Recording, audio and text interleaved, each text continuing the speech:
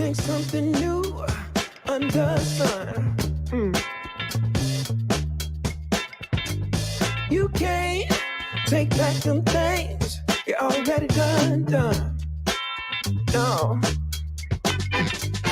You blame things that you do on somebody else. No. But they all see is you need help. But still you try so hard to cover up your games. You try so hard, hoping that one day something gon' change. You waste all of your time covering up your tracks.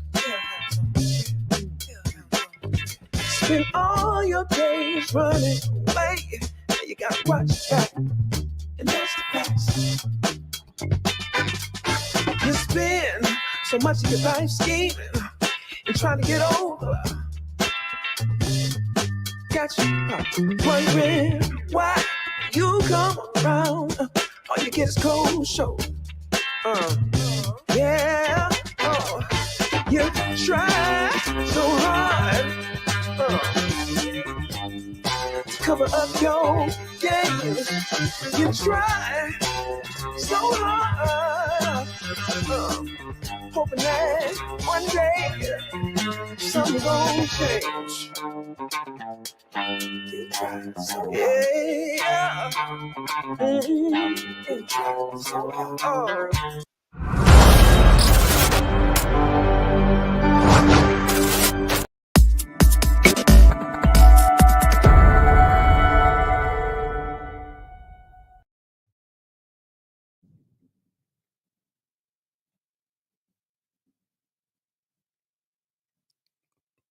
What's up, everybody? Welcome to the Atheist Roundtable, the Atheist Network Group, and Normalizing Atheism. This is a simul stream. We got both channels going on at the same time. So if you missed this, you just didn't know how to work the internets.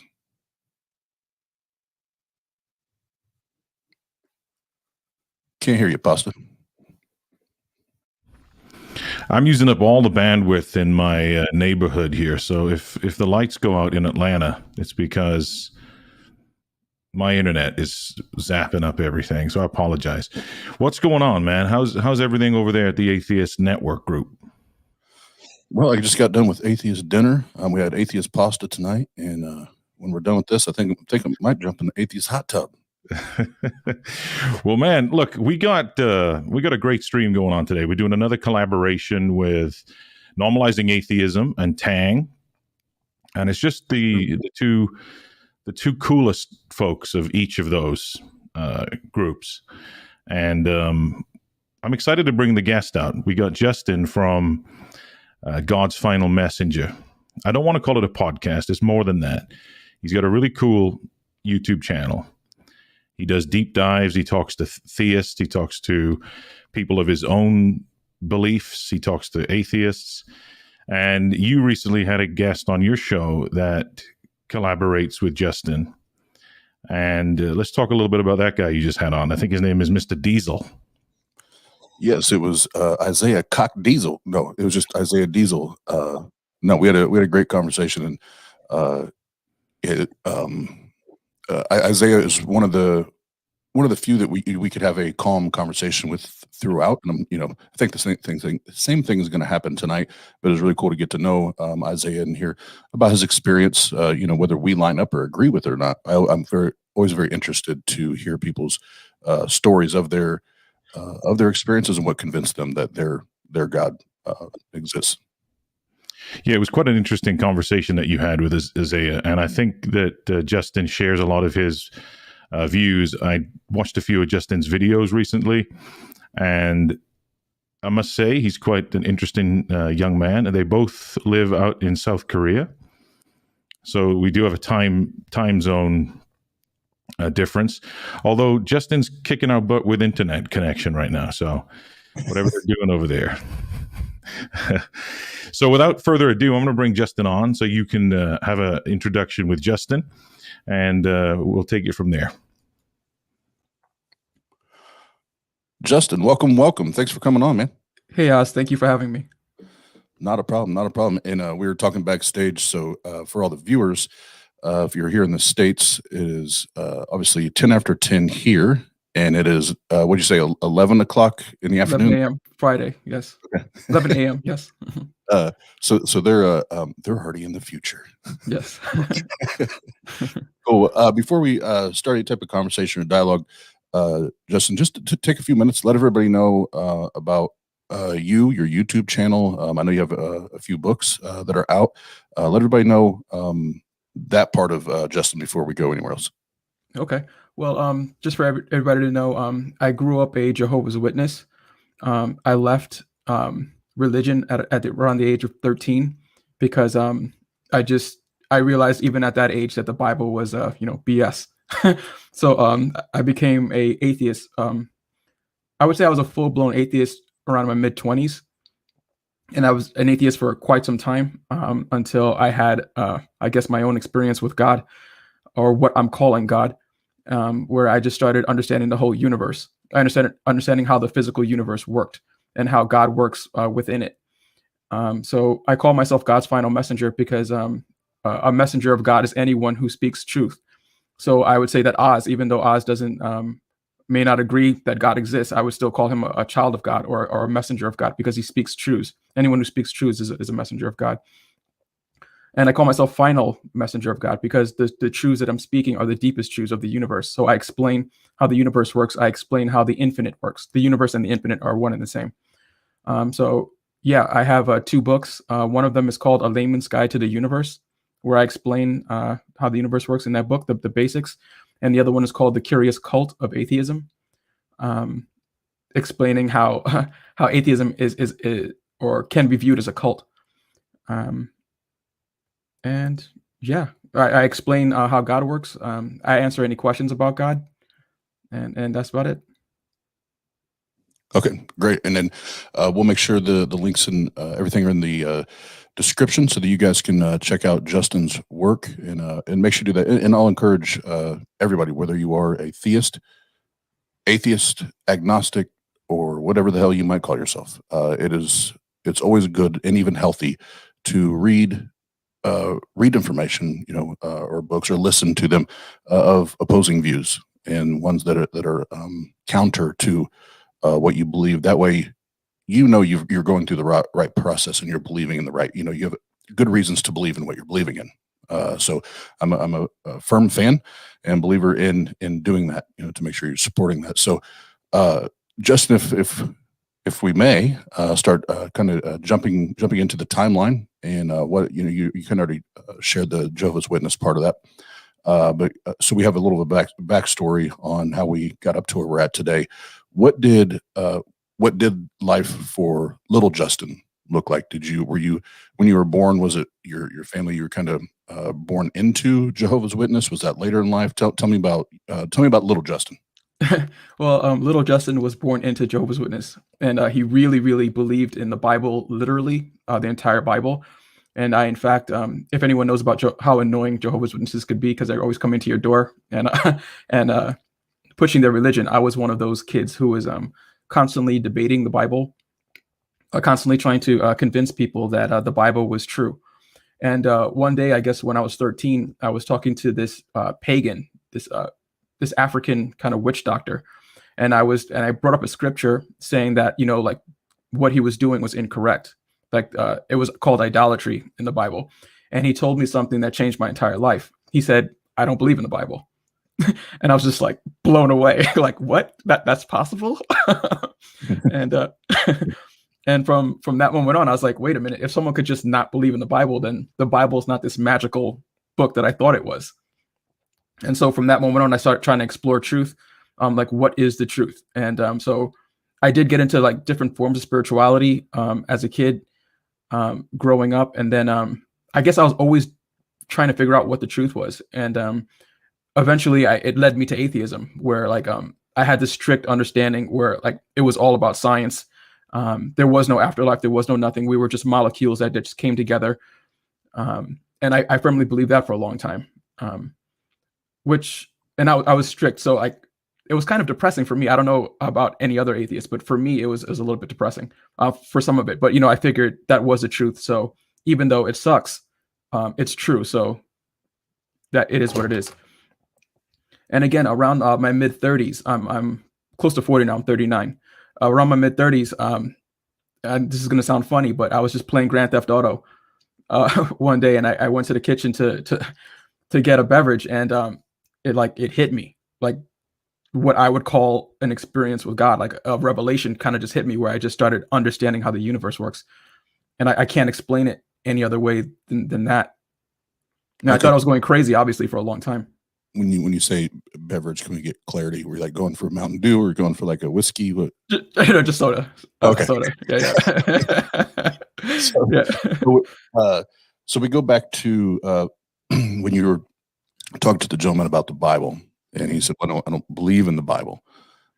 What was it? Because you briefly explained it, but to at least most of the Jehovah's Witnesses that I've had encounters and conversations with, it doesn't just kind of go like that. What did that process look like? Okay, this guy says that the Bible isn't real or isn't true. What did you do after that? What were your steps to go from that to atheism or just spiritualism? Well, it was just a reaction. So until that point where he told me, well, I just don't believe in the Bible, I thought the Bible was like this sword of truth. And as when you quote a scripture, that's like wielding a sword of truth, and cuts down people and cuts down falseness. And when he just so easily said, I don't believe in the Bible, I realized at that point that the Bible wasn't what I thought it was. It wasn't the truth that I thought it was. For someone to just say, well, I just don't believe that. I understood that it didn't have the power, that it wasn't the foundation of truth that I thought it was. And I guess I just understood that at a young age. And I pretty much threw away the Bible from that point on. I still obviously don't have any religion. Okay. Yeah. And I was about to throw that out for actually when you said that for the guests. Justin does not hold on to a singular or specific religion. It's, I guess we call it general theism, is I believe what you and I settled on, before we came on, as far as trying to put some, even though we all hate titles and labels, we have to do it for conversation, purposes, just more of an open or general theism. So that is interesting to me, because when I started to read the Bible, that is also not the whole thing, but that's part of the reason that I ended at atheism. I was a believer for over 30 years. And it was, a chunk of that was attributed to finding the inconsistencies or falsehoods within the book, or even some of the ugly, shit that happens inside that book. So then you explain that later. So you went to atheism, and you said for you that was some of it was depressing or sad. I will say, because you said I don't know if that's for everybody. I can tell you I've had more freedom and happiness and I guess liberty in my life since walking away from a belief in a God or faith or whatever. And we can get into that later, but I did want to make sure that I deposited that there. But then you said you had this experience playing, or you were playing Grand Theft Auto. You get up to go to the fridge to grab a beverage, and viewers, he said soda. Settle down, soda. But what, if you could, I know you said you really couldn't. If you could you try your best to explain what that moment or what that experience was like? Because the better explanation we can get from theists, even if it's a general theist, of that situation, maybe the better we can try to understand what you mean when you say that. Okay. The best way I could explain it is just by saying the truth hit me. Like, what is true hit me. And I just started understanding the universe. The entire universe just made sense to me, and it started making more and more sense. And again, like I said before, I obviously thought I was going nuts. And I was talking to my wife at the time. She thought I was going crazy also. The only problem was I was making sense. That was the only thing that was stopping me from being this insane person, was that, wait a minute, if you listen to what he's saying, the shit makes sense. um, and it started making more and more sense, and I started understanding God better and better, until now I have this like perfect relationship with God, and my life is totally fulfilled. And again, so just for the viewers to understand, like, I'm not saying that because I had this experience with God, that what I'm saying is true because of that. Like, my personal experience with God is my own business. You don't have to believe that. What I am saying is that the words that I'm speaking are true and stand alone by themselves as true. Right. So Go ahead. I'm sorry. no, so regardless of whether or not I'm saying it, I could tell, I could teach Oz what I'm saying. Oz could understand it, and Oz could teach it to someone else. It doesn't require any kind of divine anything. It is true. It stands alone by itself. If you ask me how do I know this, I would have to give the credit to God, or I call my father. I would have to give the credit to where the credit's due. But it stands alone. It's true. Just like a math equation, 1 + 1 = 2. You don't have to attribute that to a divine. Okay. Yeah. And that part of where you're at now, we'll get in that here a little later. I just want to make sure we get a clear, timeline, and that way everybody watching and listening understands, and it's not like, okay, how did we even get here? So I want to make sure we follow the map here. But so you said, was it the early 30s then that happened with the? Yeah, around 35, I would say. Okay. So early mid 30s. And so this happens, and you shared that, the people that you're sharing this with, may have thought you were crazy, but the things that you were stating, made sense, which is why it sounds like why you kept pursuing it or going that direction. So let's take that and then fast forward to here we are in 2021, and I think one of your books just published or hit the shelves just here a few months ago, right? Yes. Okay. All right. So you're now writing books. You have a YouTube channel. You're obviously doing what you can do to speak and share what you believe is to be the truth. How did you get here, and specifically the God's final messenger? How did we arrive there? Well, I guess it was a long process. Like I said, I thought I was going crazy after this thing happened. I started understanding truth, and I started understanding deception, and I didn't know what I was or what was going on. So I thought it was maybe my purpose to fight deception. And actually, I'll send you a link to this. But I sued the Metropolitan Museum of Art in New York City for paintings of white Jesus. I had a huge lawsuit. It's actually on Vice News. Oh wow. Yeah, because I thought, what the biggest deception I could think of is blonde hair, blue eyed Jesus, and so I went after that, and I was kind of going after just stuff that I saw as deception, and really, I guess, really was going a little nuts for a little while.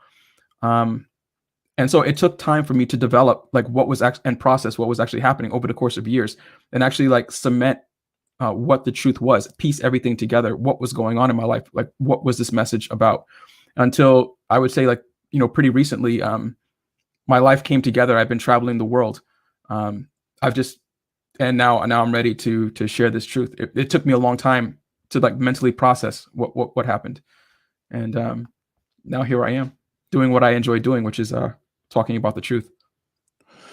Okay. And so when you say God's final messenger, can you define that for us? What does that mean? Absolutely. So I would say that a messenger of God is any person that speaks the truth. So I began to tell you backstage, I would say that you are a child of God, and you are a messenger of God because you speak truth, and you look for truth. You have no idea why you're doing it. Truth is an intangible thing. There's no biological process that makes you want the truth. You can't eat the truth. You can't fuck it. You can't do anything biological with it. It's an intangible spiritual connection that you have with this thing called truth. And because you have that, you are also a messenger of God. So why do I call myself the final messenger of God? The only reason why I would call myself the final messenger of God, not because after me there are no more, but because I speak the deepest truth about God. And the deepest truth is, how does the universe work? How does the infinite work? The universe meaning everything, infinite, also synonym for universe. I don't mean to sound confusing. I'm sorry if I do. No. It's in yeah. We'll get into those definitions. Like I said, here shortly, but I just want to make sure we continue to paint the road. That way, everybody that's listening and following, there's nobody lost in this, including myself. I've watched most of the videos, and read a little bit, so I have a good idea of the track. But I don't know how many people watching and listening right now have that. So I want to make sure that they can be up to speed with this. And I guess the last question I'd have in regards to this is we've gotten to God's final messenger, and you just gave us the definition of that. Your definition of that. What now? Like what are you doing now? What is your pursuit? What is your goal as a final messenger? Okay, so my goal as a final messenger, despite the way it might look, is not to preach anything. So what Justin is doing in his life is living his life. The only thing that Justin cares about is Justin's relationship with God. So I'm not here to convince anyone of anything. I'm pursuing my own fulfillment, and by pursuing my own fulfillment, I have linked up with some guy named Oz, and now we're having a conversation. So I'm not trying to convince anyone of anything. I'm living my life and enjoying my life, and part of enjoying my life is having conversation with Oz on his show. So I'm just enjoying my life. I'm going about my day, enjoying myself, and living the most fulfilled life I could possibly have, which is traveling the world, which is talking about God, which is doing what it is that I enjoy doing. This is my own heaven that I'm living right now. Okay, no, I appreciate that, and again, I appreciate being on with us, and we'll as we go, we'll start getting into more of the sticky questions, as we go along. But like I said, first I wanted myself and everybody else to continue to get to know you. Is there any questions or anything you have for me so far before we move on? No. I just wanted to say for the audience that Oz and Pasta Mike are very, very respectful people. Very, very nice people, very, very professional people. It's a real pleasure to be on the show, and I really appreciate it. I really respect you guys, and I respect what you guys are doing, even though we may have different beliefs. That's awesome, man. We feel the same way. Absolutely. Yep. Thank you. And thank you for sharing some of your personal stuff from your past. Justin, can we get a little bit more clarity on how you define God if it's not Jesus, for example? Yes. So when I talk about God, I'm talking about how the universe works. So we could even throw out the word God, and we don't even have to use it in this conversation. I mean, we can, but we don't have to, because the thing I'm talking about, God is just a title that you could give anything. I'm talking about how the universe works. So when I say that God exists, or what is God, I'm talking about a consciousness that is causing reality to be what it is. So this consciousness is a consciousness like I'm conscious. And just like I cause my hand to do this right now, and I cause myself to talk, this consciousness causes reality to be what it is. That consciousness is what I personally decide to call God. But you don't have to if you don't want to, obviously. But you can still know that it's there. No, that's totally fine. How could you differentiate that from, say, the God of the gaps type of theory? Well, the God of the gaps theory, that question, the premise of the question is incorrect. The reason why it's incorrect is because there's an understanding, or the misunderstanding that you're having is that science, when we understand something scientifically, that disproves God. So once we figured out how weather works, now we know that Thor is not causing lightning to happen. Right. So the more science we understand, the less God is important. And you're saying that in the gaps where science doesn't understand, am I interjecting God in there? And the answer is no. Science is the study of how God operates. So I would consider myself sort of a scientist also, because I'm telling you facts about how the universe works. I'm not talking about faith, or I just believe it because I don't want to go to hell, or I believe it because it sounds good to me. None of that matters. Justin's feelings don't matter. What is true matters. And what is true is that there is a consciousness controlling reality. That is a fact. Just like there's gravity causing us to be in our seats right now. Okay. Now that's fair. In fact, I was just thinking about how I framed that question. So how about what may be considered things that would be natural? How would we differentiate that you're just using the term God for those things? How can you differentiate between what you're considering to be God versus what could be just naturalistic things? Okay, so again, the premise, the words are very, very important here. So natural, I do not believe in the supernatural. Mm-hmm. Everything that I believe in is natural. God is just as natural as gravity is. So I am saying that something exists in nature that you're saying does not exist in nature. Okay. So how could we go down the same process of how we test for gravity and get that gravitational theory as we could with, say, your God theory?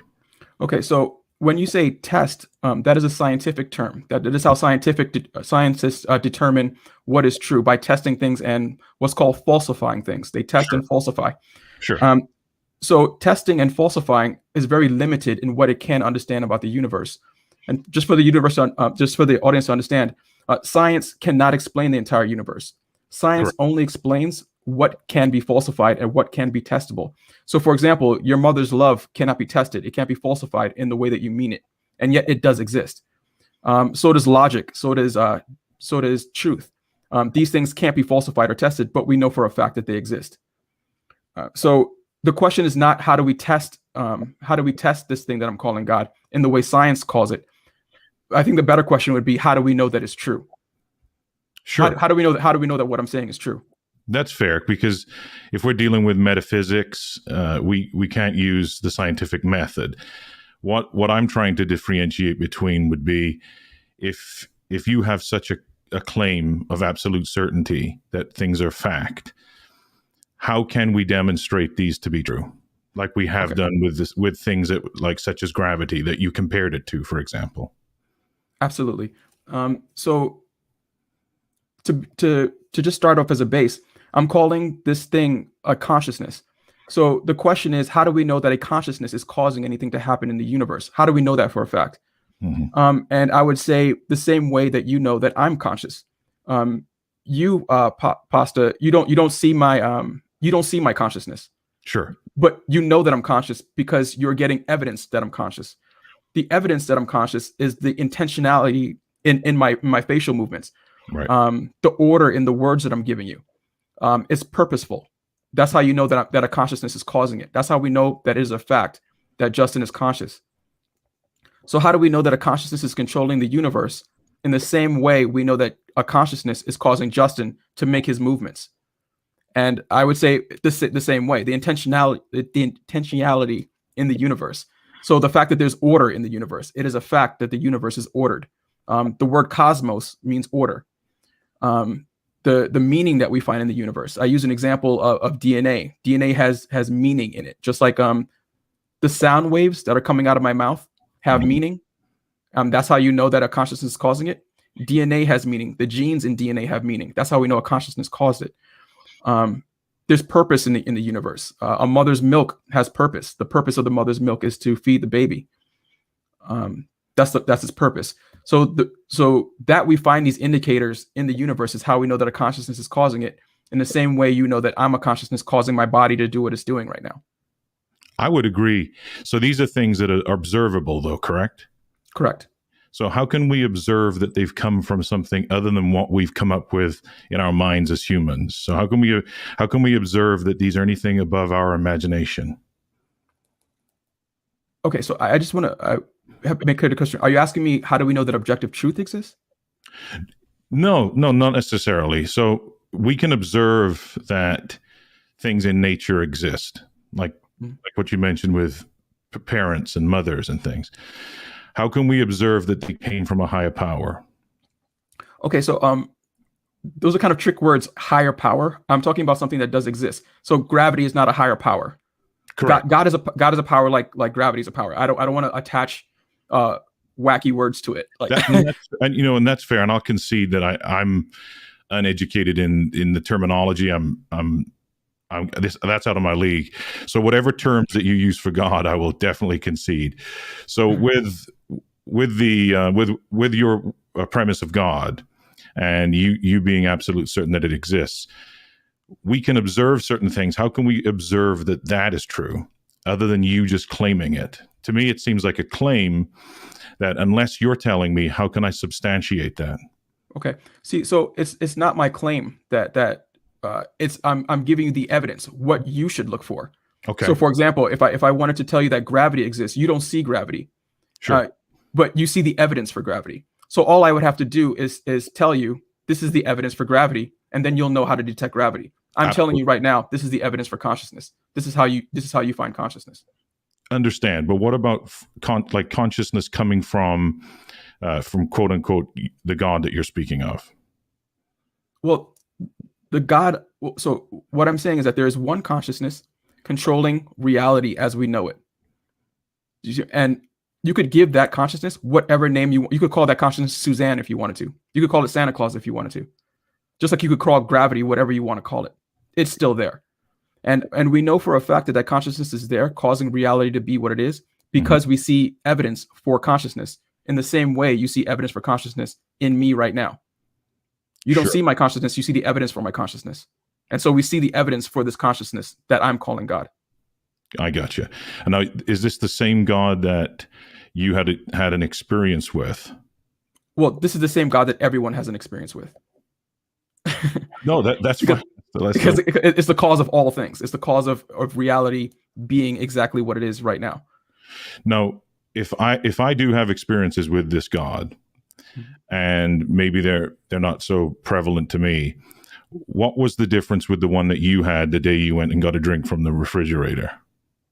Well, your experience with God is, I would call you a child of God. Like I was telling Oz earlier, I'll call you a child of God because what you're doing right now is seeking something called truth. You're trying to figure out if what I'm saying is true. This pursuit that you're on to figure out what is true is not biological.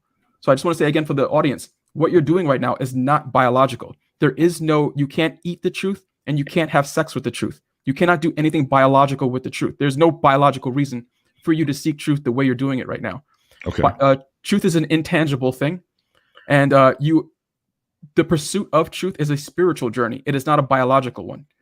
So your relationship with God, whether you want to believe it or not, you don't have to try to do it. You're built to do it. And not everyone is built that way, but you in particular, I'm saying is built that way to seek out truth, to seek God in the same way I'm doing it. So whether or not you want to call it God, you're serving it. Understand? No, I genuinely appreciate you letting me know. So how do you know this? And for example, and I don't, what makes us different where you know that you have this as knowledge and I don't, without being rude and saying I'm ignorant, because I already know that to some things. You took the words right out of my mouth. No, obviously not. I respect you very, very much. And so it's the same way of asking, why does a physicist know what he knows, and why don't I? Why don't I know what a physicist knows? People know different things about the universe. What you do know is that you pursue truth. And as long as you're pursuing truth and giving yourself to the truth, you are serving God, the same God I'm serving. And so you and I are brothers in that way, where we are both seeking the same thing, which is truth. Again, that is not biological. There's no scientific reason for truth. There's no science. There's nothing about it. Truth is just as intangible as anything you want to talk about. And yet we're pursuing it. Why do you think we as men produce so much sperm? Why do we produce so much sperm? Mm-hmm. Well, I don't know the exact reasons for everything that happens in the universe. No. What would be your best, what would be your Justin's assumption for the process of pregnancy? Why is there so much sperm if we're destined? Oh, gotcha. So I think, so just to clear up the question, what you're asking is, there is one sperm that was always going to make it. So why produce millions? Because there was one sperm that was why doesn't a man ejaculate the one sperm that was always going to get there? Mm-hmm. Is what you're asking. Yes. Yeah. That's because God causes things to succeed and things to fail. So things exist to fail. God causes success. God causes failure. God causes truth. God causes lies. God causes pleasure. God causes pain. God creates and God destroys. Do you see what I'm saying? So things are built for the purposes of failing, and things are built for the purposes of winning. Winning and failing are equally nothing to God. God is above all of these things. God doesn't care more about a winner than he does a loser. things are built to win, things are built to lose. Things are built to go forward and create, and things are built to be destroyed. God is a higher level of consciousness. So he doesn't have these kind of like emotional, oh my God, I care so much about. No. This whole experience is just an experience to God. Sure. And where did you learn of that information? Well, I just understand what a consciousness is. Like, and when people become higher levels of consciousness. So as a child, you're probably at the lowest level. But as you start progressing, people start understanding the universe or understanding life the same way God does. Whereas they understand the necessity of things to fail. They understand the necessity of things to win. They understand pleasure is important. They understand pain is important. We start having a better understanding, a higher level of understanding of what's going on around us. And we become less emotionally attached to winning or to losing. We just are. We just be. And that would be a more spiritual state, which all of us would one day get to, whether or not you call it God or not. Sure.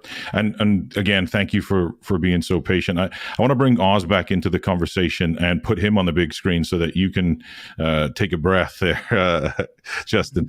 One of the things I want to get into in a moment, I watched a video of yours recently, and you do have an interesting take on a couple of things. I like your take on evil.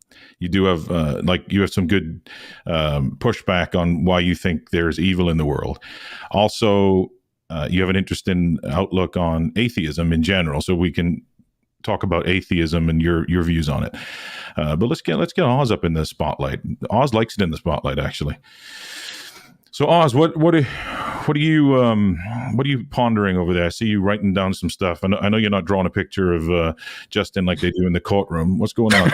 I was actually drawing a picture of you, Pasta. Oh, thank you. There's a few things that maybe we can dig into once we go through the talk about his views on atheism. There's a couple things that stuck out, like getting a solid definition of God, even a solid definition of truth. And the biggest one that stuck out to me in that part of the conversation was the dealing with gravity, and the way you explain it, I think is a little unfair because we can say you can tell us like, okay, grab the pin, Oz, drop the pin. We know that happens. But if you say, Oz, here's the God, that's it. There's no way for us to empirically test that claim like we just did with the pin, right?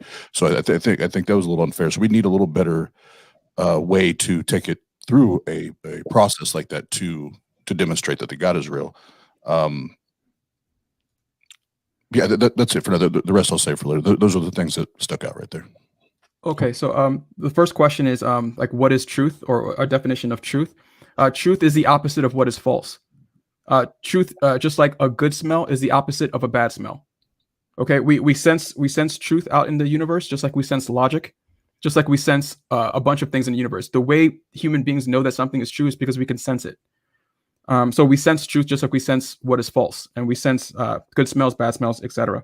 Now you said real quick, the God. Yeah, before you move on, so I pulled up the definition so we could have it and everybody be in concordance here. So truth defined by the dictionary is that which is true or in accordance with fact or reality. Yeah.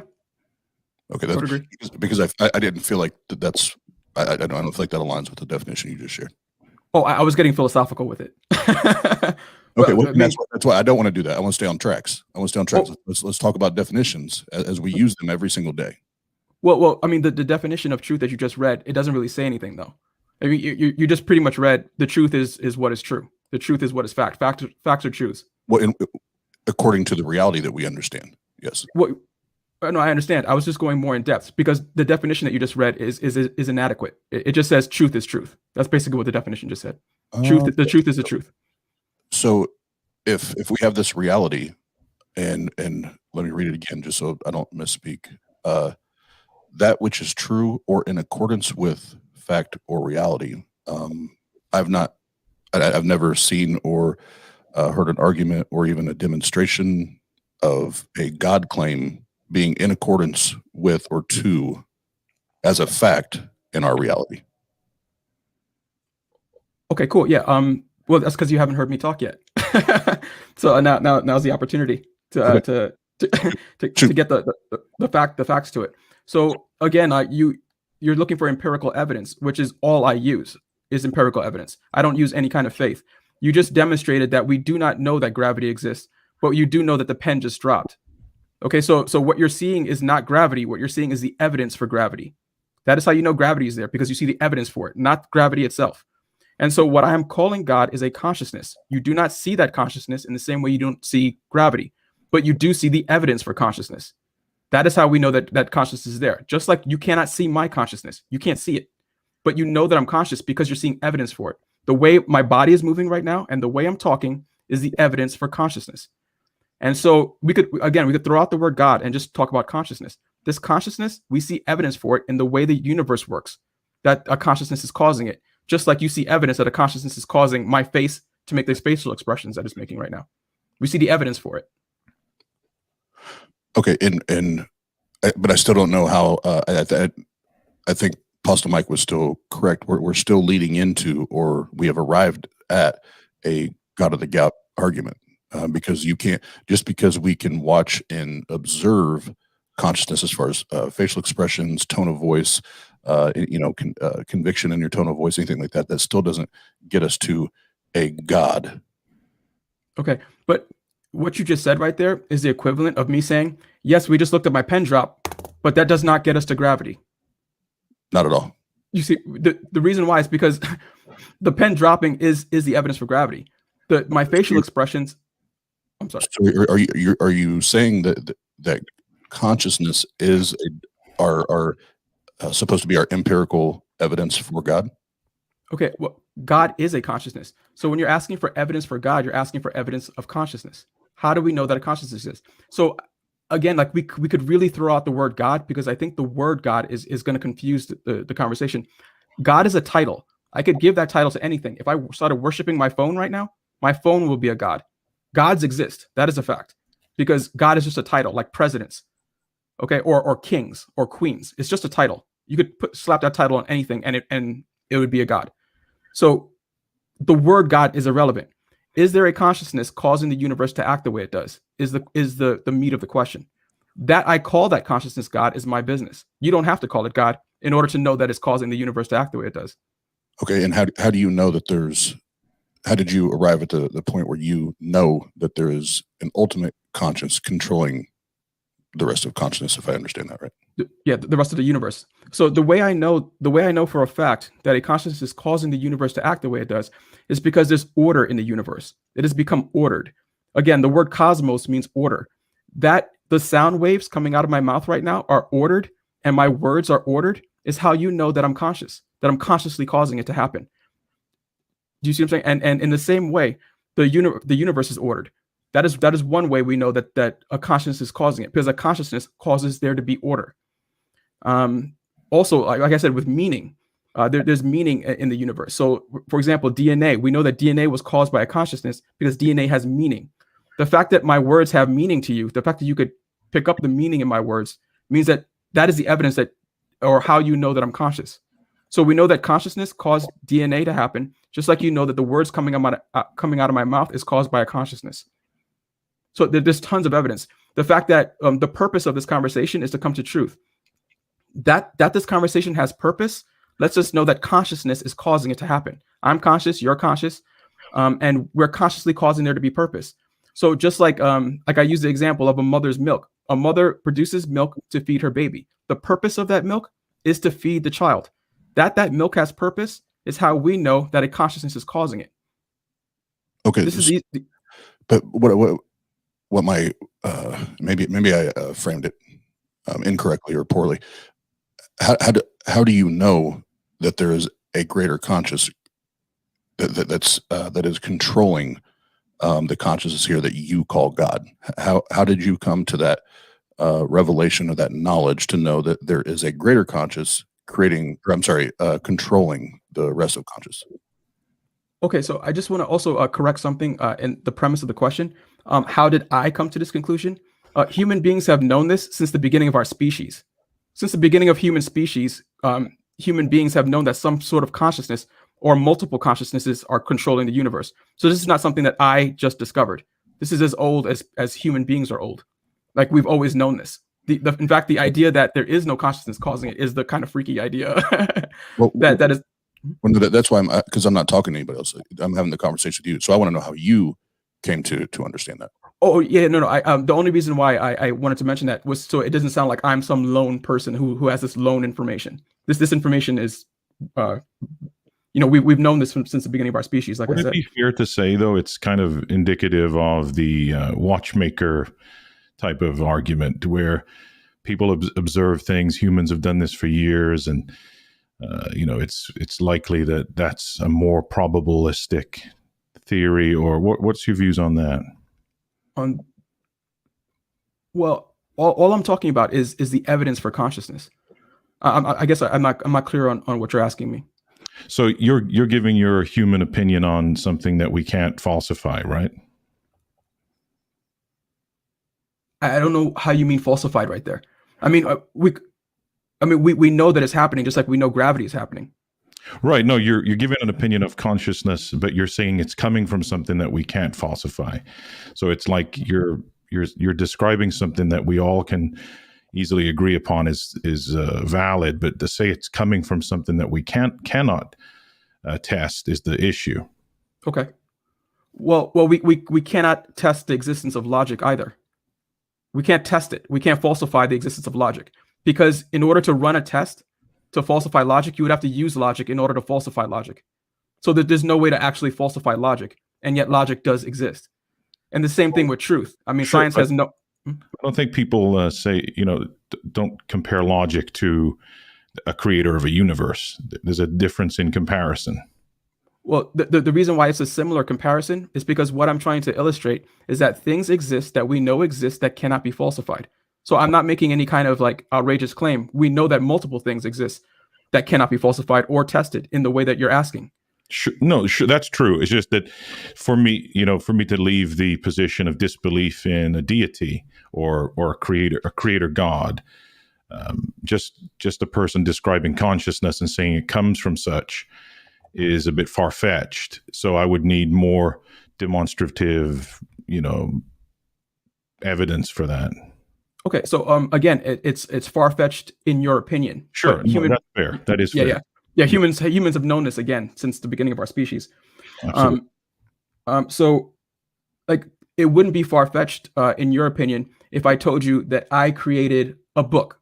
Like you guys, I wrote a book, I created it, and it's not far-fetched for you to understand it. So what we do know for a fact is that consciousness does exist in the universe, and consciousness does create. I consciously created that book. I was very conscious when I did it, and I knew what I was doing. So we do understand for a fact that consciousness exists in the universe, and consciousness does create in the universe. We know that for a fact. So the only thing I'm saying is that the entire universe itself is being created by consciousness in the same way that we're consciousnesses controlling the universe, controlling the things around us. So what I'm saying is not far-fetched at all. To a large extent, I agree with you. The problem, I think, where you and I would probably end at a disagreement would be the bold claim of it coming from a creator God. That there are lots of things that you say that I think are very intelligent. I think where we would go into different doors, for lack of a better term, would be I'm not 100% sure or even close to 100% on it coming from a creator. So I just like to find out if somebody says that they're convinced. Even if I chat to somebody that's convinced in a God is one thing, but if somebody is absolutely sure, I just prefer to find out why. Oz, maybe you can ask Oz some questions. Oz actually was once convinced that there was a God, the God of the Christian Bible, and he no longer is. Now, you were once convinced in the Jehovah's Witness doctrine of such. You no longer adhere to that. Is it fair to say that you're a pantheist? Pantheist, saying that I'm not sure that what I'm saying completely fits into pantheism. Sure, and I might not be 100% sure on what pantheist is. Yeah. But if I may, I just wanted to address one of the things you said, that you weren't solely convinced that there's a creator out there. But I just want to make it clear that we do know that creators exist in the universe. I'm a creator. I just created a book. You're a creator. I see what you mean. Okay. Yeah. We're creating content. We're creating content right now. Absolutely. So creative forces do exist in the universe. That is a fact. We are creative forces. That are the evidence that creative forces do exist in the universe. All I'm saying is that there's a creative force that's causing the entire universe, just like we're creative forces that controls this small part of the universe. So again, it's not like very far-fetched at all. It's very simple, actually. Well, I agree that there's that definition of creator. Yes, I guess what I mean is like the ultimate, the all the omnis, all the Yes. all those things, the things that would be in classical theism, those things. I don't believe in. I haven't accepted that proposition. And Oz, how do you define atheism? Oh, it's very simple. It's a lack or absence of a belief in a deity. So if I'm a Christian, I'll throw Christians under the bus for a moment. If I'm a Christian and I say I believe in the Christian God of the Bible, and I ask you if you believe in that God claim, and you say no to that claim, would you be an atheist? Yes. Is that your understanding as well, Justin? Well, I think by the definition, you'd have to reject all God claims, not just Christian. Sure, and Yeah, I could have gone that step further, yeah. But Yeah. that would be like included in the whole thing. So, any God claim, if you reject the proposition and disbelieve those claims, basically an atheist, right? Yeah, if you disbelieve that a God exists, yes, that any God or gods exist. And Oz, what do you see do you see any problems with being atheist? Just on face value of just simply disbelieving in a God, not to confuse that by being an atheist you still are immune to being an asshole or evil, or I'm just saying just simply disbelieving in gods. Do you see any problems with that? Zero. Okay, so Justin, do you have a difference of opinion? Yes, I do. Okay. I think what Oz is saying, that he just doesn't see any problem with it, because I think the general definition of what an atheist is someone that doesn't buy into bullshit. And with that, you atheists are my brothers. I don't buy into bullshit either. Okay. But I think that the deeper sense, if you reject all God claims, then you're rejecting certain ideas about the universe as well, like objective purpose, objective meaning, things like that. And I don't think most atheists delve that deep into it. I think that most atheists just don't buy into bullshit. Okay, that I would tend to agree to a large extent. I'm probably pandering to the atheist audience here. But, I think that there's a lot of atheists, though, that just simply because we share that one thing, that we just don't have a belief in a God, but like, for example, I've never been a theist ever. I've never believed in gods. It doesn't make me better than anybody. It's just I've never been a theist. But I meet people who have been, and they have a different outlook on people who do believe still. So we're completely different in our approach to the community, for example. We have different ideologies and different understandings of things. But the one thing we share is we disbelieve in gods. But a lot of current believers, or people that have been in religion for a long time, they actually will misrepresent atheism and think that all atheists are the same, or that there's a doctrine to atheism or something like that. So I just wanted to define whether or not you knew, or if you had that belief. That there's a doctrine. No.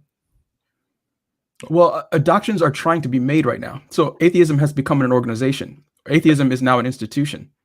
So individual atheists might have their own beliefs, but atheism, the way it plays out in society, atheism is very much an organization with certain doctrine. American atheists, for example, get together once a year in these conventions and stuff like that. There's international atheism. There's like atheism has, maybe that's not what atheism was supposed to be, but it's definitely what it is today. is an institution, is a group of people with certain set of ideas who kind of consider themselves a gang mentality, who have a gang mentality, which is why sometimes I like to stay away from the word God, because as soon as I say the word God, the atheist gang kicks in and like, no, we have to reject everything he's saying because he just used the word God. This is Pasta Mike with Normalizing Atheism, and I didn't get the memo for the atheist doctrine. Just FYI. Carry on. I'm just kidding. Yeah. Well, no, that's it. I think this is very much. Can I jump in there real quick? Yeah. Sure. So there's I have a friend of mine that once a year, and I give him a hard time. He takes his table tennis really, really serious. Like, he's dead serious. You can call it ping pong. You can call it ping pong. I was getting ready to say, every time they're getting ready to have like a big, like their annual like conference or whatever it is, I'm like, oh, are you going to the ping pong table tennis tournament? No, I'm having fun there. But then we could say the same thing about the ping pongers, because, boy, I'll tell you what, when them dudes get together with their ping pong things, they're you talk about a mob or a gang. Don't dare, when you go to that conference, don't dare call it ping pong. You'll get instead of pistol whipped, you'll get whipped with them damn ping pong paddles. So you could say the same thing about that, but there is no doctrine or dogmas to atheism. That's factually correct. You are correct about that.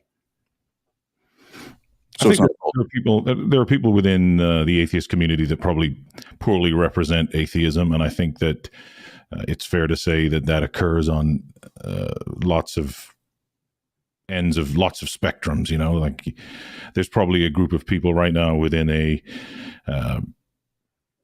that line up with your way of thinking, Justin, that we probably couldn't even speak to on this podcast like we could you, and they probably share your beliefs. So a lot of it is down to maturity and how you conduct yourself just as a human, right? Like, regardless of what you actually believe. So, Justin, what is your favorite Italian dish and why? Where were you when you first ate it? And do you like junk food is what I'm trying to find out. Let's get into it, Justin. Come on. I guess any kind of like seafood pasta dish is really good for me. Mussels? Seafood pastas. Yeah, mussel. Yeah, exactly. Shrimp, mussels. Yeah. Now we're talking. Yeah. As far as junk food, I've been into Snickers bars for some reason. I don't know why it just happened, but I've had I probably should stop. Yeah, Snickers bars are the old-fashioned favorite, man. They've been around a long time. Oh yeah. Oz, as you can tell, Oz and I like to get into some Snickers bars. We ain't afraid of no Snickers bars, right, Oz? Reese cups. Oh, chocolate peanut butter? Mm-hmm. So just a moment to take a brief interlude. Shout out to everybody in the chat. We got Sammy Doolittles. We got Dr. Cac Stevensons. We got Brendan Johnson. We got DMC. We got Shannon Q, all the way from Canada. We got Cease to Know. We got Brute Facts Podcast, Eddie Kroom, Titan Uranus. And Oz, you take it away. I got a Cantor in there. But appreciate the super chats that go over to Tang. I don't get none of those. Thank you very much. And just let everybody know, if you want to get a hold of Justin, his link is in the description of both streams. Go like and subscribe to his channel or check out his videos, whatever you want to do. Oz, carry on with some of those folks in the chat. Well, I don't know where he left off, but Sephram, asexual Titan Uranus. There you go. Jim Bitten, Samuel Doolittle, whatever your name is, D-Mac, Shannon Q's been in there dropping bombs. What about this guy? What about this guy right here?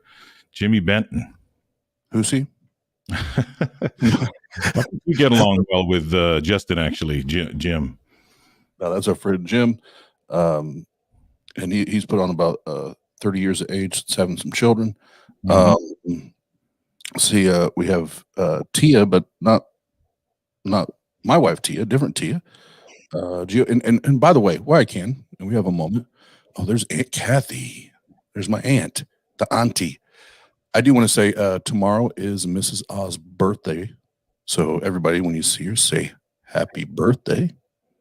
Yeah, shout out Mrs. Oz, and I'm sorry for everything you put up with at home. And shout out Spartan Theology, Ethan in the house, one of the coolest theists you'll meet. I say that about all the theists that come on the show. Here's one of my favorite names, other than like Titan Uranus. McGhost Lovin'. McGhost Lovin'. All right. Well, Oz, this is a pretty good segue to talk about how you can believe. Oh, hang on. Just look at this. So we got, I mean, is it real if it's Canadian money? I don't know if it's real. I don't know. How does Justin account for the fallible nature of all demonstrated conscious experience? That's coming from Miss Shannon Q up in Canada with the fresh blonde hair. She don't look like this no more.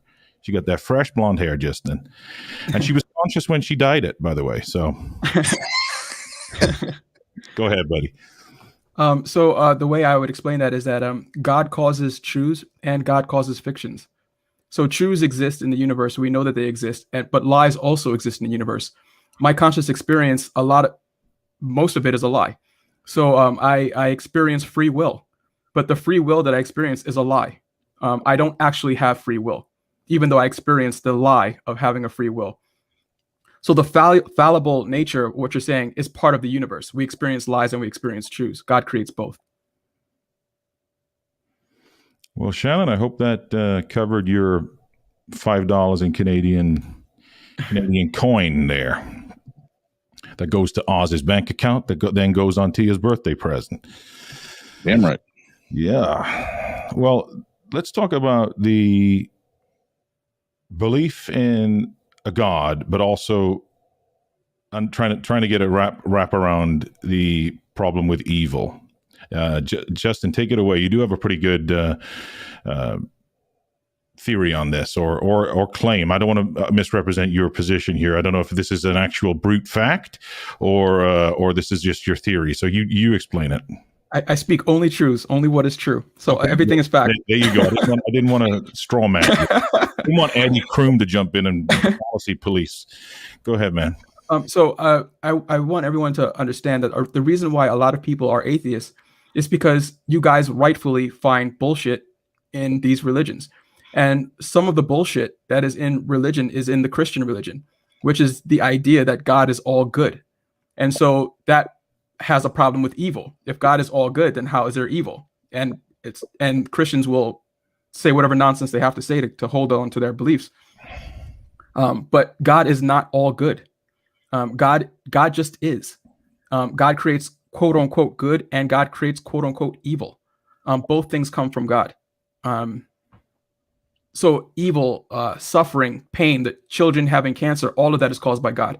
Just like all the kids who are born happy and all the kids who are born playful and have the best lives is all caused by God. Everything is caused by God. So there is no problem of evil. Evil exists for the same reasons why good exists. We couldn't know good without evil. We couldn't know evil without good. Just like we couldn't know day without night. We couldn't know night without day. The entire universe is just one conscious experience. So would you say that the stories of some of these religious figures like Jesus and Allah from the Quran would contradict what you just explained? It's total nonsense, of course. Any thinking person. He said it, folks, not the atheist. The atheist. Yeah. Is Jack and the Beanstalk a bullshit story? Yeah. I mean, we're thinking people. We could read a story and know that it's bullshit.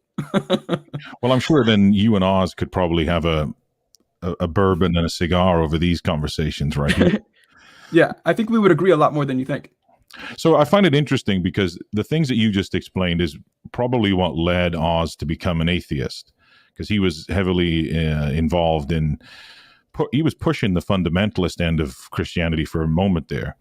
And some of the things you just went into detail about, Oz started to question himself on and became involved in skepticism and then led to atheism. But you obviously have stayed in a position of theism and have this more, I'm calling it pantheism. I don't want to insult you though, but you can call it what I'm likening it to.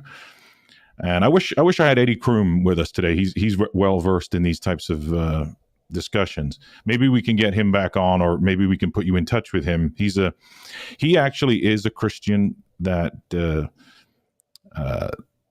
is very well versed in these types of discussions and arguments, and I think you and him would have a wonderful conversation. But needless to say,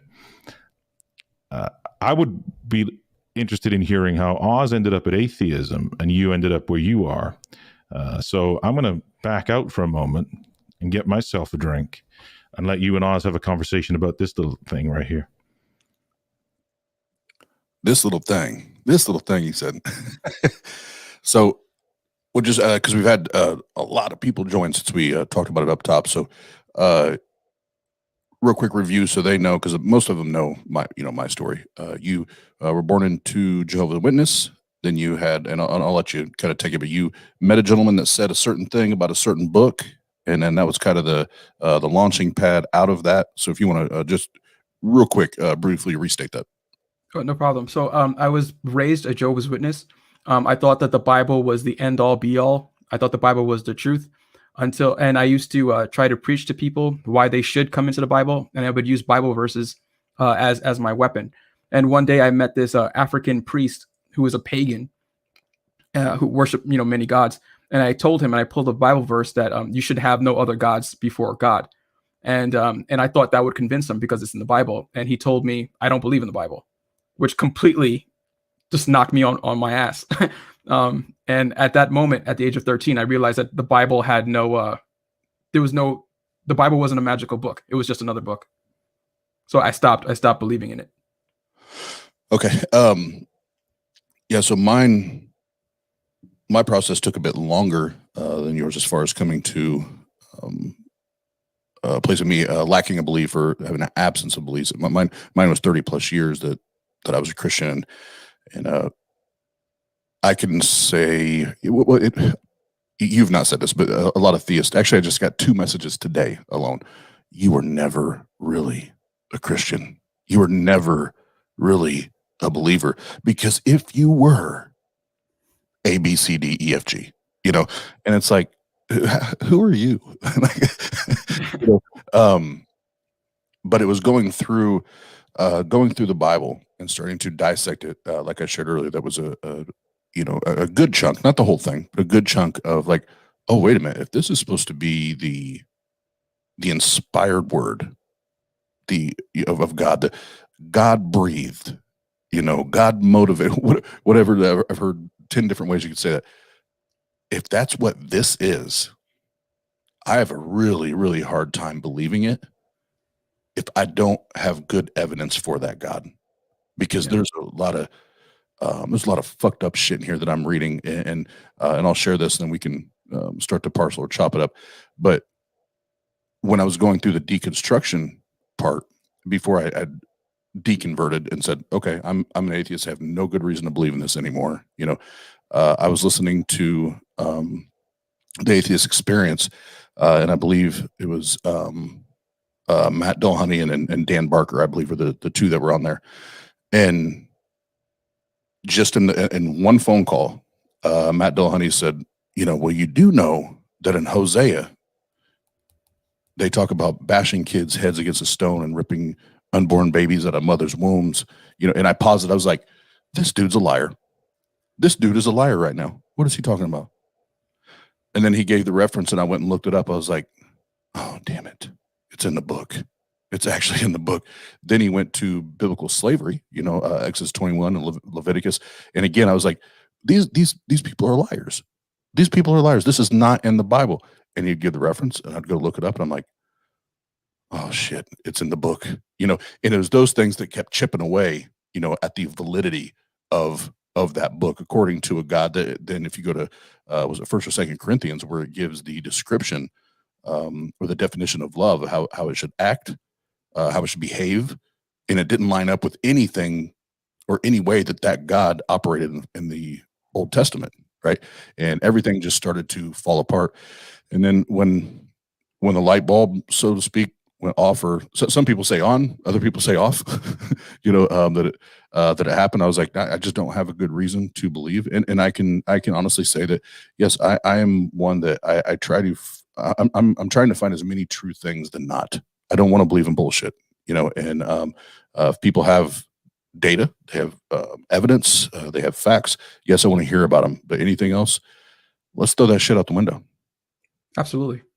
Absolutely. I agree with you 100%, which is why I said that the actual definition you're using is someone who doesn't buy into bullshit as atheists.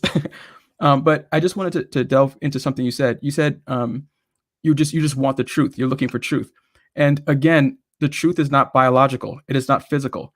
The reason why I'm saying Oz seeks the truth is because Oz is a child of God, whether he likes it or not. So whether or not you believe in God, whether or not you call it you stay an atheist, you're still serving God by bringing out the truth. When you atheists do these shows and expose the bullshit of religion, you're doing God's work, because God, that is what it means to be a child of God. It means that you serve the truth and you present the truth. That's what God's children do. Okay, so can I ask you a question right there? Sure. What I'm, because I've watched the videos, but now in real time and in person listening to you, I'm just going to ask it because I don't know, and I've not heard you address it. Am I hearing you say that we are all gods? Is like I feel like that's what I'm hearing. No, no. So we are all a part of God, but we're not all gods. People like you and I. I don't have to teach you about God. You innately know about it. That's why you innately go towards the truth. So not everyone does what you're doing right now. So what's funny and what's ironic is that a lot of children of God who grew up in religion leave religion because of the bullshit. And all the people who are not God's children stay in the religions and stay with the hallelujah, praise Jesus, even though they know it's bullshit. And even though they know it's a controlling mechanism, they stay there because they're not children of God. They're not affected by the truth the same way you are. When Oz hears the truth, he goes towards it. He doesn't know why he's doing it. He just does it. Not everyone is affected by the truth in the same way Oz is affected by the truth. Some people could hear the truth and don't give two shits about it. And those people are not God's children. Those people are like, we would be something called the light and they would be dark. They only see themselves as whatever they want. It's all about what I want. It's all about my truths. Like everything is what I want it to be. And right. And in that, I hear what you're saying, but until there's good evidence to believe, I don't believe in a God. I'm not, because what you're calling truth is a God. I'm not necessarily pursuing a God or a God being. I just want to know what is true and what's not. And so far, what you've said, even with the gravity example earlier, we still can't do, even if you say that me dropping the pin is the effects of the gravity, I still can't drop a pin or something similar to that and demonstrate the God, because even in the consciousness argument that you're making, that still doesn't demonstrate that there is another consciousness or a thing above ours. Like they could just be our consciousness. Okay, but the reason why we know that there's another consciousness, well, you said a lot of things that I want to come to, but I'll get to the last thing first. The reason why we know that a consciousness is controlling us is because the intentionality in our makeup. So, for example, if you threw me in a bunch of cold water, all the blood from my extremities would go to my vital organs in order to keep me alive. So we know that the human body was designed with the intent for survival. That is the purpose, and that's why the human body. Can I pause you? Because my ADHD brain, I'll forget if I can, please. I hate interrupting, but I want to pause you. When you say created, that tells me that you think there's a creator involved, which we're gonna now we can't just base this on consciousness anymore. Well, a consciousness is what's creating. So I'm creating the words out of my mouth. I'm consciously creating words out of the sound waves that are coming out of my mouth. I'm consciously creating them. So you and I are consciousnesses, and we are creating right now. We're creating a podcast. So and I'm trying to follow you. So are you saying then that consciousness in our reality created what would become human bodies? Well, consciousness caused the entire universe, including our human experience. So I think I get what you're saying. We are all God is one thing. The universe is one thing. So we are all God. So God is experiencing Justin right now, and God is experiencing Oz right now. God is experiencing all experiences. The purpose of the universe, and I want to be careful here. The universe itself has no purpose. It has no meaning. It has no nothing like that. It just is. What we are experiencing, the purpose of our experience, is to experience that story, the story of itself. So God is learning about himself through us right now. That's why we exist. That's why the story is being told, the story of life. Well, but then I would say, I would say I beg to differ, because even with the example used with throwing somebody in the water, if it's super cold water and they're in there, and the body does what it has to survive, right? That would just come down to evolution. There's natural explanations to that. We've evolved and we've adapted to know that in this moment, in this experience, we do what we have to do to survive. Okay. So you just used a word that kind of proves my point. You used the word adapted. Adapted is a conscious thing. You can't adapt any other way but intentionally. So, for example, I'm wearing a sweatshirt right now. If it got too hot in my room right now and I adapted to that heat, I would have to consciously do it. You could only adapt consciously. That's the only way you could adapt, is by consciously understanding what's going on and consciously adapting to it.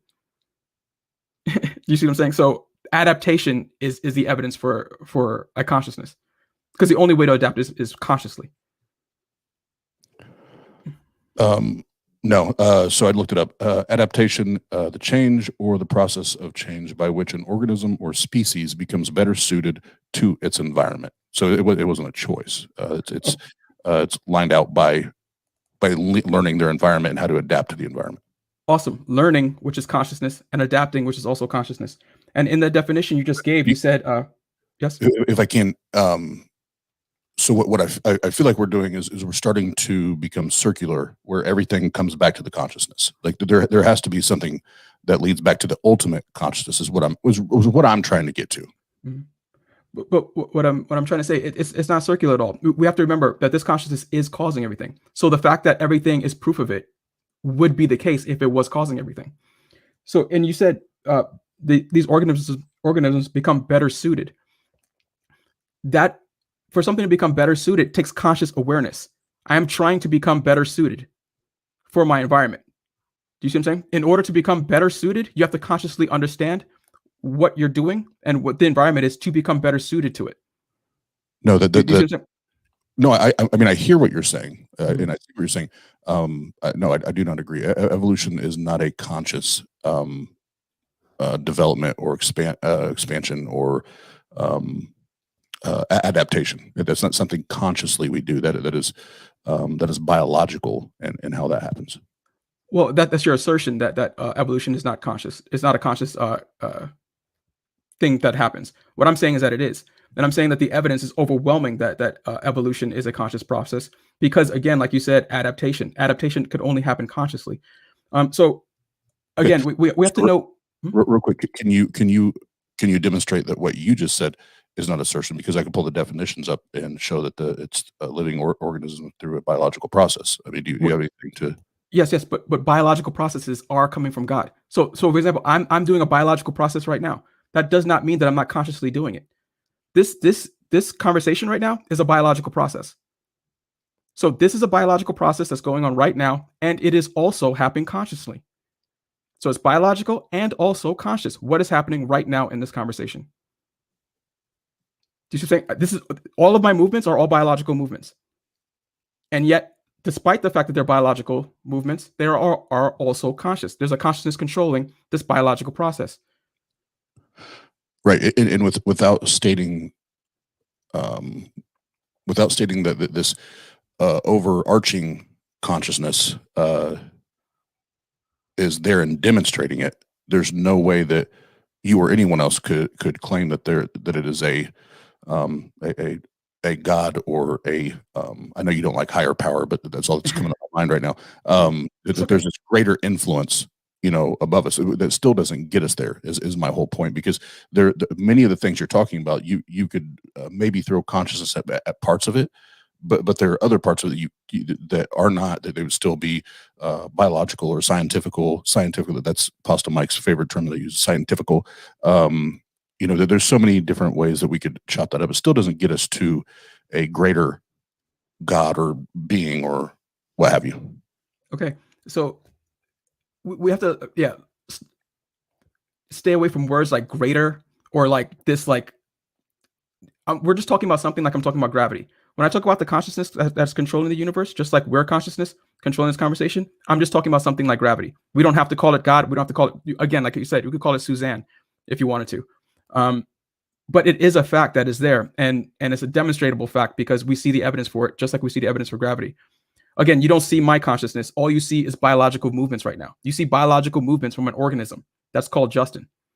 Okay, but you know that the biological movements are being caused by a consciousness because there's evidence of it. In the same way, we see all the biological things happening in the universe, the order in the universe, all these things are indicative of a consciousness causing it. So it's just that simple. And that's why, again, like every single species, I mean, this is pretty much known. I think a breakdown happened where it had this breakdown where science and God are two separate things. So when we understand the universe scientifically, that means God didn't do it. Okay, but you could understand everything I'm doing scientifically, but a consciousness is still causing it. So we could understand the universe scientifically, but a consciousness is still causing it. Okay, so two questions there. One, and maybe this will. Well, the first one's more for, I think, selfishly for me. So, if I were to ask you, Justin, could you be with everything that you've shared tonight and claimed tonight? Is there any part of you that you feel like you could be absolutely wrong about this? No. Okay. Is there anything that would happen, could happen, that would change your mind? Well, some like if you proved it to me, if there is some like, well, so you have to remember, a lot of people hear me talk talk in fact and in truth, and they say this guy must be pompous, this guy must be an idiot, or not thinking that he's wrong. But what people are not understanding is that my entire life I've been wrong. I've been wrong so many times. But when you're wrong and then you change to the right thing, then you're wrong and change to the right thing, and wrong and change to the right thing. Over the course of years, you start becoming more and more right. Do you see what I'm saying? And that's how people become good at things. So what people are seeing now is years of being wrong. So yes, I could obviously be wrong. I've been wrong my entire life, but I know what I'm saying right now is facts from being wrong in the past. Okay, so to rewind then, do you think you could or could not be wrong about this? Well, I know what I'm saying is a fact. I know what I'm saying is a truth. So I don't think it's possible that I'm wrong about gravity. It's not possible that I'm wrong about something is causing things to fall to the earth. Something is causing things to adapt. And that thing that's causing it, I'm calling God. In the same way, the thing that's causing the pen to fall to the ground, you're calling gravity. Okay, so if you say no, right now, what I know, what I claim to know is 100% fact to you. What would have to happen from your point of view, not mine, from your point of view? What would have to happen? What would you have to see, hear, watch, observe that would change your mindset? What would have to happen? Well, the universe. Well, we wouldn't be having this conversation because the universe wouldn't be what it is. Everything would be random nothingness. It would be like, so that there wouldn't be an us if I was wrong. That there is an us means that I'm right. Just like the fact that a bunch of species exist means that evolution is right. And if evolution was wrong, there'd be no species. You see what I'm saying? And that's what would have to happen if evolution was wrong. There would be no species. If I was wrong, there would be no universe as we know it. Okay, and no, thank you. And I'm just trying to parcel through all this, and we'll probably have to have a round two because it takes some time to get to know people's positions and their beliefs. But you and I appreciate you being transparent. You just stated a minute ago that you've been wrong many times, before in your life. If simply because you've been wrong many times before in your life, how do you know? How do you know you're right? Like, to that confidence level, how do you know you're right now? Okay. So I think the question you're asking me is, how do we know that something's true? How does anyone know that anything is true with my type of certainty? And one of the ways that we know that something is true is by testing and falsifying. Like, science is beautiful. I love science. And the scientific method is awesome. It's an awesome way to come to truth. Another way we could know that something is true is when the thing that is true cannot be false. Okay, so if I make the claim that I exist and I am certain of that, and it is certain that I exist, it's because the opposite cannot be true. The opposite would be a lie. If I said I don't exist, that would be a lie. That's how I know that I exist is the truth, because the opposite, I don't exist, is false. Okay. And then I do have one last question. I'll let Pastor Mike jump back in here.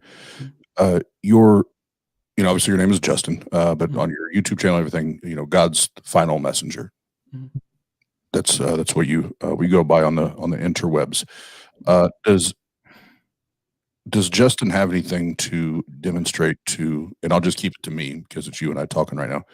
Do you have anything that you could show me? And I'm going to sound sarcastic right now, but I'm proving a point. But I don't want you to think I'm trying to be a dick right now. But to prove the point, do you have? Are there certificates or plaques or anything that you could reveal to us that would show us that you are either the last messenger or one of the messengers, or is this just a self-appointed title? Well, I got a certificate out of the cereal box this morning. No. So the evidence that I am God's final messenger in the way that I describe it. So again, a messenger of God is anyone that speaks the truth. So Oz and Pasta are both what I would call messengers of God because they speak the truth, or they speak truths to the best of their ability. So we're all sitting here, messengers of God, trying to present truths, even though we don't have to, even though there's no biological reason for it. There's no evolutionary reason for us to do what we're doing right now, other than it's a spiritual journey for the truth. The truth is something that's a spiritual journey. I call myself final messenger is because the truth that I'm teaching on my channel that everybody could go to, God's Final Messenger, is the truth of guys. Yes, is the truth of the infinite, how the universe works. So on my channel, I describe exactly how the universe works. And if anyone wants to debunk Justin, if anyone out there says that Justin is full of shit, let's debunk him. Just debunk anything I said. I completely laid the whole thing out. And in fact, I had a debate with a physicist, and he got nowhere. But I'm trying to get more physicists on to debate physicists about what I'm saying about the universe, the truthfulness of what I'm saying about the universe. Okay, as we begin to segue out, and thank you, Justin. And don't forget, guys, the link is in the description for Justin's channel. And I know there are a lot of people in the chat that I've been paying attention to that have questions and have been making comments. If you want to put your money where your mouth is, get in touch with Justin. He'll have you on his show. I've seen plenty of his shows where he's got folks on his show. He's not scared. So get on his show. But Justin, what would something look like? Give me an idea of what it would take for you to be moved from your position of confidence.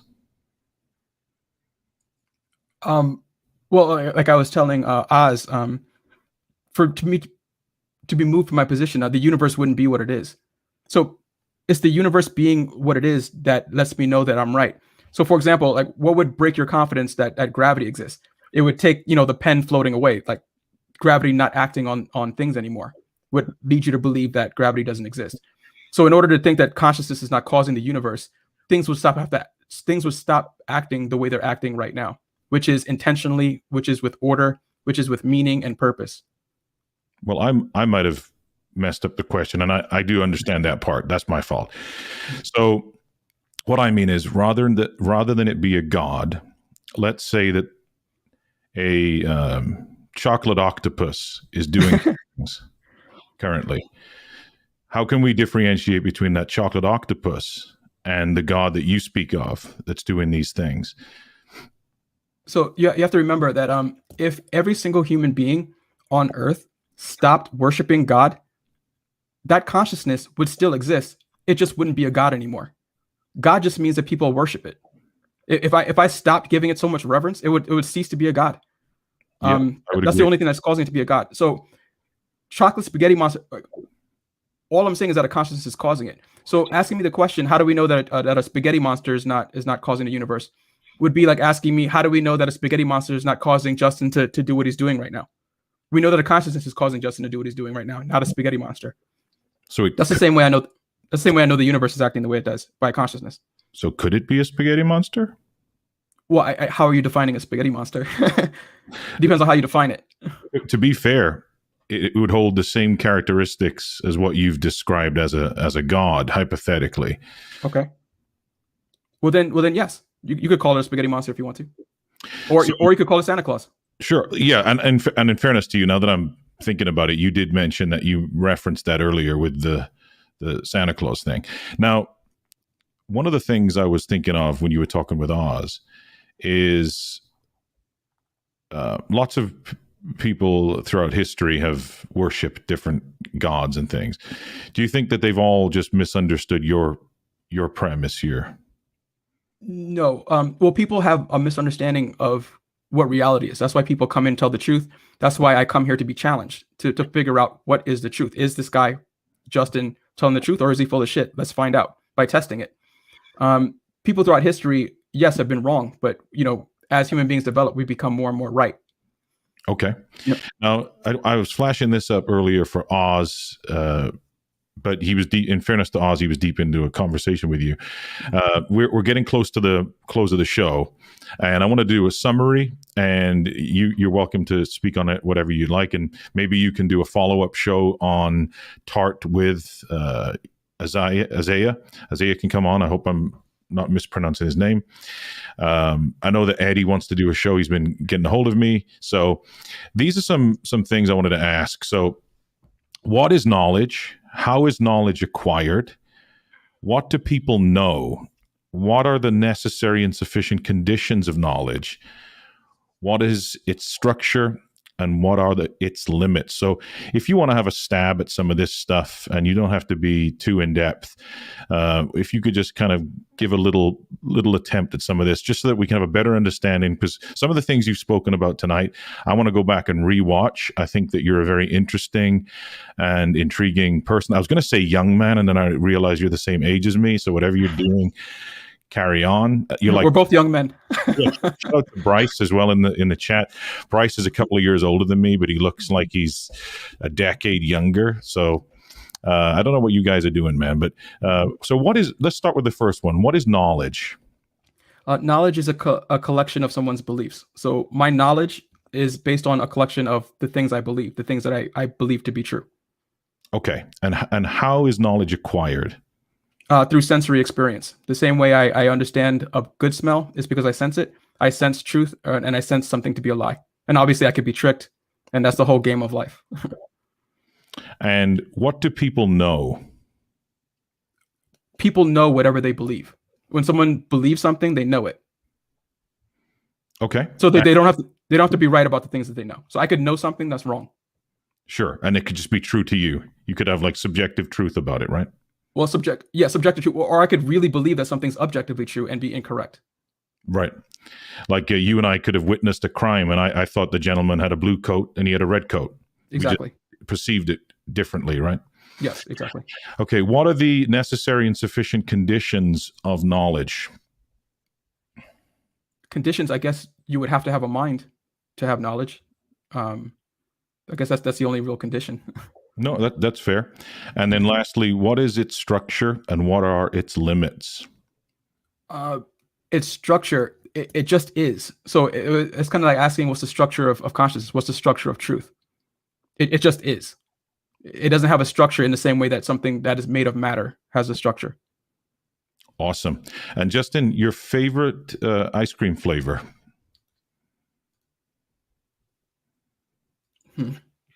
Cookies and cream. Cookies and cream. That's a go-to. That's a go-to. And hey, look, hold on. I got a couple of super chat questions here. We got a couple of sneaky questions.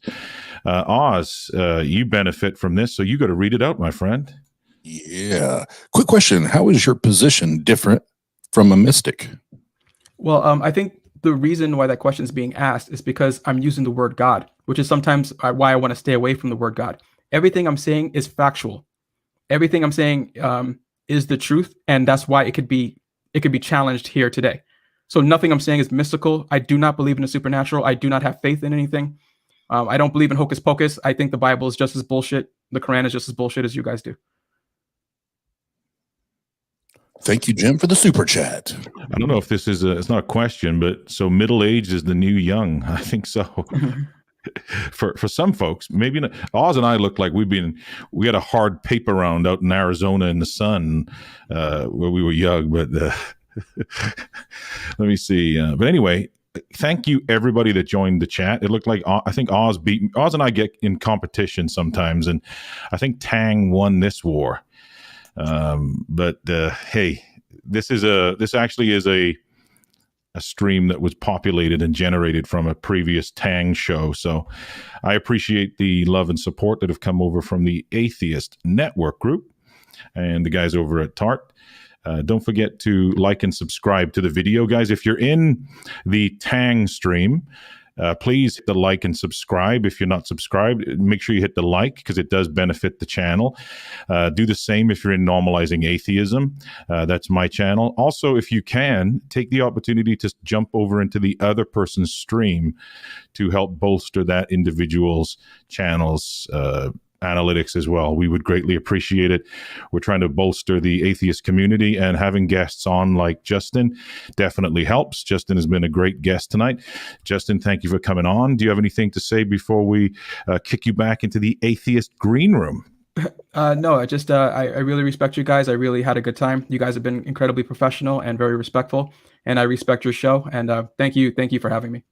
Awesome, man. And again, I do appreciate you coming on. Oz, we need to set something up with Eddie Kroom from Brute Facts Podcast to have Eddie talk with Justin, because it'd be interesting to have a theist who actually would probably better understand some of the things Justin said. I think I did a pretty good job of looking like I was intelligent tonight. I look like the dumbass tonight. So, but what's new, right? What's new? Thank you, Mike Mobley, for supporting Tang. Anyway, guys, thanks again for joining the stream. And hey, Justin, this next track that I'm about to play on the way out, you actually might like, because I did hear you mention something about you sued somebody for you sued about the old White Jesus thing, right? Yes. Hey, Pastor, real quick for everybody on the Tang and for normalizing atheism as well. We will be in the Discord after show voice chat if y'all want to hang out. And Justin, you're invited if you have time. If you want to, we'll get you the link. And Pasta, as always, you're invited. Yes, sir. Hey, drop the Discord link in the chat, Oz. Make sure. I'm working on it right now. Oh, awesome, guys. Well, I'm going to put you guys in the green room. And this, Justin, this is White Jesus. And joining. Thank you for having me. You got me.